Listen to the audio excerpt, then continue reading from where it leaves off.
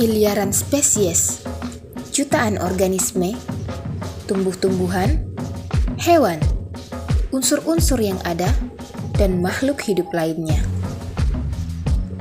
Ini kisah dan petualangan mengenai fakta tersembunyi pada alam. Sifat, klasifikasi, sejarah, adat istiadat, perkembangan makhluk hidup, dan perilaku sehari-hari mereka. Mereka bersatu dalam sebuah planet yang disebut Bumi.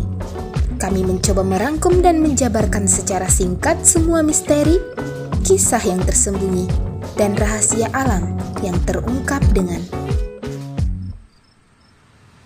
keramat alam. Tumbuhan ini sebenarnya bukanlah sesuatu yang asing bagi kita, tapi mungkin beberapa orang dari kita tidak tahu nama dari tanaman ini. Pada episode kali ini, saya akan bercerita tentang tumbuhan yang bagian batang, daun, bunga dan buahnya sangat beracun, tetapi akarnya memberi banyak efek baik pada kehidupan manusia.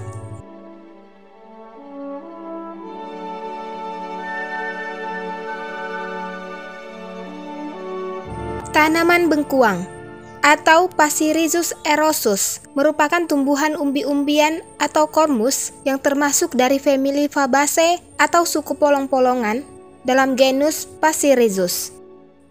Tumbuhan ini pertama kali ditemukan di benua Amerika dan telah menyebar ke seluruh dunia, setidaknya pada abad ke-7, di mana perdagangan internasional telah meluas sampai ke Indonesia.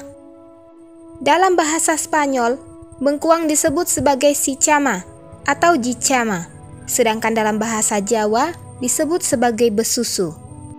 Kita semua tahu, bengkuang merupakan umbi-umbian yang sering dimanfaatkan oleh manusia, tapi jarang sekali orang-orang mengetahui batang, daun, dan bunga serta buahnya. Bengkuang merupakan liana tahunan atau tumbuhan merambat yang sepenuhnya bergantung pada tempat menjalar untuk tumbuh subur. Mereka dapat merambat sepanjang 4 hingga 5 meter. Batangnya kecil dan keras, tumbuh menjalar dan membelit di pohon, tiang, atau tumbuhan lain di sekitar mereka. Batang dari tanaman bengkuang ditumbuhi rambut halus yang selalu mengarah ke bawah. Orang-orang mungkin sering mengonsumsi umbi dari tanaman ini, tapi jika menemukan mereka tumbuh liar di alam, mereka sulit untuk mengidentifikasi dan mengenali mereka. Tanaman bengkuang memiliki daun majemuk dengan pertulangan menyirip. Dalam satu tangkai daun, terdapat 3 anak daun yang besar dan melebar, memiliki ujung yang runcing, dan ditumbuhi rambut halus, baik di permukaan atas maupun permukaan bagian paling bawah daun. Seperti tumbuhan lain di planet ini, mereka juga memiliki bunga dan buah. Bunga mereka selalu muncul di ujung tandan, bagian lebih tinggi dari daun, atau di bagian ketiak daun. Bunganya selalu tampak berkelompok. Setidaknya terdapat 2 hingga 4 bunga dalam satu tandan. Bunganya berwarna ungu dan putih pada bagian pangkal bunga. Setidaknya ukuran kelopak bunga antara 1 hingga 2 cm. Buah dari tanaman bengkuang tampak seperti buah petai dan kacang polong. Buahnya memiliki bentuk bersegmen dan panjang sekitar 8 hingga 13 cm. Dalam satu buah, setidaknya terdapat 4 hingga 9 butir biji.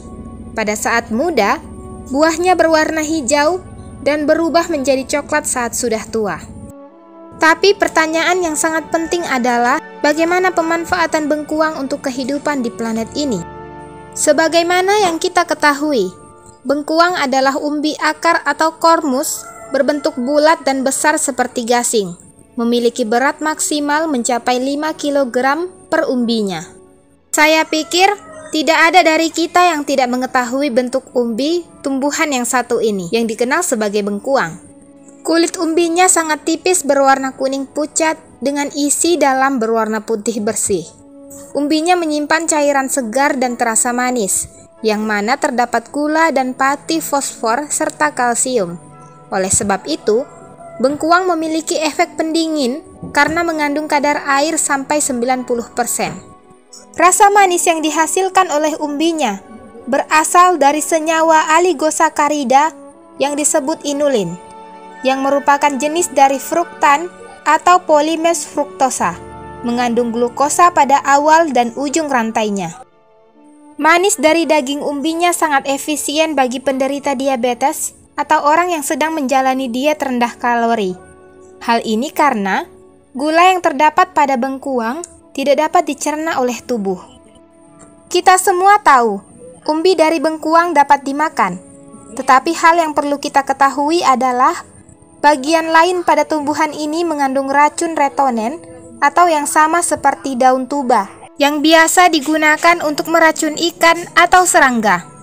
Tetapi hal ini hanya berlaku saat dimakan. Biji dari buah bengkuang biasa dijadikan obat herbal untuk menyembuhkan kudis dengan cara ditumbuk halus dan dicampur dengan belerang. Meskipun begitu, saya pikir cukup efisien jika kita menanam tumbuhan ini di kebun atau pekarangan rumah. Selain bunganya yang cantik, kita juga bisa mempercantik diri dengan memanfaatkan umbinya. Sekian keramat alam kali ini. Sampai jumpa pada episode lainnya.